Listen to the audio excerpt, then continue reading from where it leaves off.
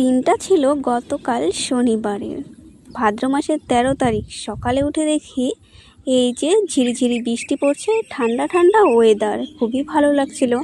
আর আজকের দিনে তো কি বলবো, আজকের দিনে আমরা পিঠে খাই। আর তোমরা কারা কারা পিঠে খাও অবশ্যই কিন্তু কমেন্ট করে বলো।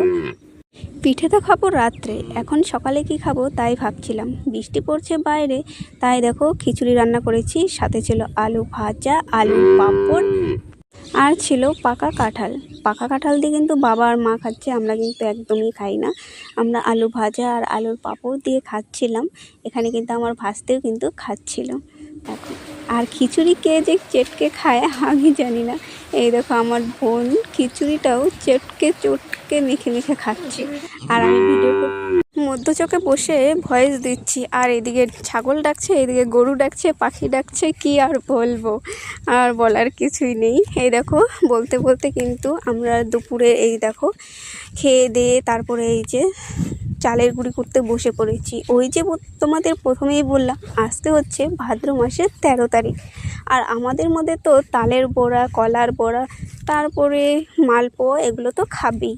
তো তার জন্যই কিন্তু বসে পড়েছি চালের গুঁড়ি করতে। এখানে দেখো আমি কিন্তু চালের গুঁড়ি করতে বসে পড়েছি। আর আমাকে সাহায্য করছিল আমার ভাসতে। বলো তো আজকে কিন্তু আমাদের তেলের তোমরা কারা কারা আজকের দিনে পিঠে খাও অবশ্যই বলো তো। আর পোড়া তালের, আর তোমাদের কার কার বাড়িতে আজকে পিঠে বানানো হচ্ছে অবশ্যই কিন্তু বলবে। আর আমার কি বলো তো, পিঠে খাওয়ার থেকে পিঠে বানাতে যেন একটু বেশি ভালো লাগে।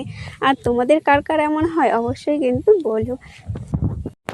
আমার কিন্তু বানাতেই ভীষণ ভালো লাগে, কারণ আমি দেখো একাই গুঁড়ি করছি, তারপরে কিন্তু পিঠেটাও আমি নিজেই ভেজেছিলাম, কারণ পিঠে ভাজতে আমার খুবই ভালো লাগে। তোমাদের ওই যে বললাম। দেখো আমার কিন্তু পিঠে বানানো হয়ে গেছিলো। তারপরে দেখো আমি কিন্তু এখানে পিঠেটা বাবাকে নিয়ে দিচ্ছি, কারণ বাবা দেখছিল টিভি। তো দেই বানানো যখন হয়ে গেছে, টিভি দেখবে আর খাবে, তার জন্য নিয়ে দিচ্ছি। আর তোমাদের কার কার বাড়িতে আজকে পিঠে বানানো হয়নি আমাদের বাড়িতে চলে এসো। তো আজকের ভিডিওটা এইটুকুই, বাই।